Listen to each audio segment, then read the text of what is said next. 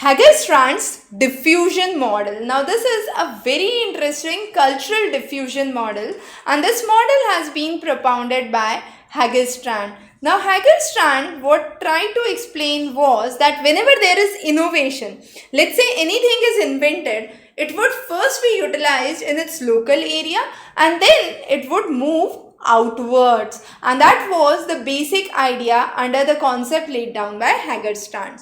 Now this diffusion takes place in a very unique way. How? There are a segment of people who adopt this diffusion at a very early stage and they are called as innovators. Now how do we understand this? I take a very simple example of mobile phone.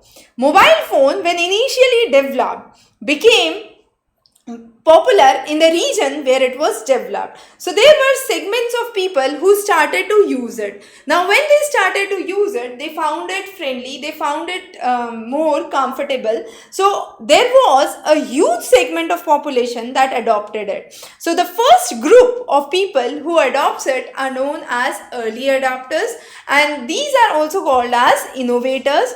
Then there is a majority segment of population who adopts it later. So there is a large population and this lies on the S curve. So in this S-shaped curve, you can see a steep increase in the people who start to use the mobile phone. Now once there are huge people using it, there would be a segment of population who would be still okay with the traditional technology of landline phones. They prefer dialing and calling rather than having a mobile phone and everywhere taking that mobile phone, adapting to a new technology. So these people are called as late adopters. They are also called as laggards. So this is a very important concept under cultural geography, and therefore a very definitive important concept that you must cover.